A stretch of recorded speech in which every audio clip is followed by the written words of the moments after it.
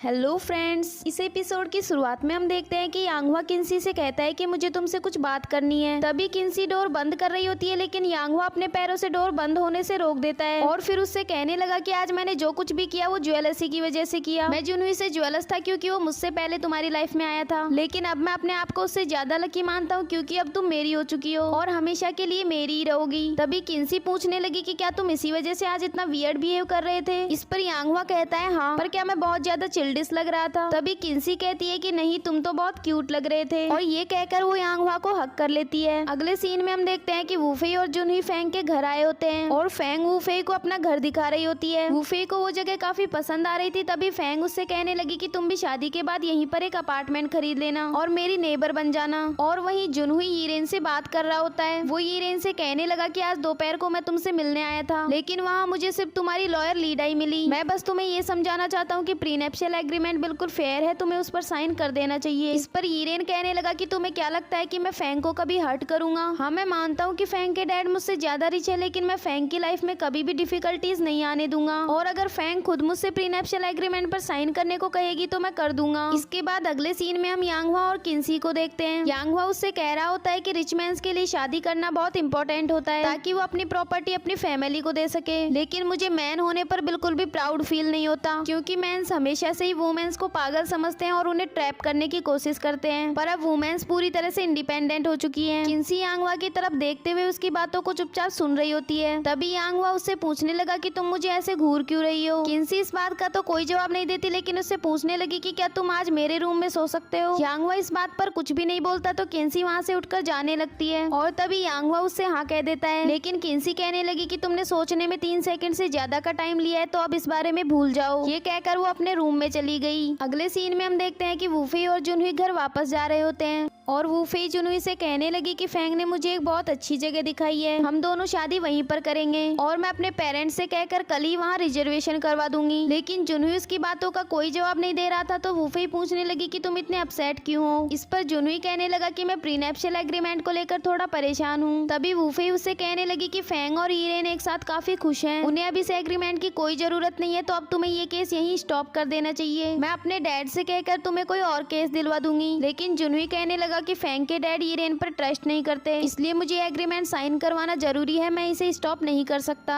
अगले सीन में हम यांगवा को देखते हैं जो अपने लिए नाइट वियर डिसाइड कर रहा होता है और इसके बाद वो किन्सी के रूम में चला जाता है। किन्सी वहाँ अपना वर्क कर रही होती है तो यांगवा कहने लगा कि अगर तुम बिजी हो तो मैं तुम्हें डिस्टर्ब नहीं करूंगा। ये कहकर यांगवा वापस जाने लगता है, लेकिन तभी किन्सी अपना सामान वहाँ से हटा देती है और उससे अंदर आने को कहती है। इसके बाद यांगवा वहाँ आकर चुपचाप बैठ जाता है तो किन्सी उससे सोने को कहती है, लेकिन यांगवा वापस खड़ा होकर कहने लगा कि मुझे तुमसे एक क्वेश्चन पूछना है। तभी किन्सी कहने लगी कि वो क्वेश्चन तुम कल पूछ लेना, लेकिन यांगवा फिर से खड़ा होकर कहने लगा कि जब तक मैं पूछूंगा नहीं तब तक मुझे नींद नहीं आएंगी। वहीं दूसरी ओर हम देखते हैं कि जुनही वूफेई को उसके घर छोड़ देता है और तभी वूफेई से कहने लगा कि अगर तुम्हारे डैड हमारी शादी से पहले कोई प्रीनेप्शियल एग्रीमेंट साइन करवाना चाहे तो मुझे बता देना, मैं साइन कर दूंगा। लेकिन वूफेई कहने लगी कि इसकी कोई जरूरत नहीं है क्योंकि मुझे तुम पर सबसे ज्यादा ट्रस्ट है, अगर मुझे डैड ने कोई प्रीनेप्शियल एग्रीमेंट दिया तो मैं उसे फेंक दूंगी। ये कहकर वो वहाँ से चली गई। अगले सीन में हम यांगवा और किन्सी को देखते हैं। यांगवा अपने मोबाइल में गेम खेल रहा होता है और किन्सी उससे बहुत ज्यादा बोर हो रही थी। किन्सी उसे गेम के बीच में बार बार डिस्टर्ब कर रही थी, लेकिन यांगवा को तो उससे भी कोई फर्क नहीं पड़ रहा था। किन्सी को उस पर बहुत गुस्सा आ रहा था, तभी वो उसका मोबाइल छीन लेती है और उसे किस कर देती है और उसे यांगवा के साथ बिताए हुए स्वीट मोमेंट्स भी याद आते हैं। इसके बाद किन्सी यांगवा से कहने लगी कि मैंने सुना है तुम लॉ की बुक्स पढ़ रहे थे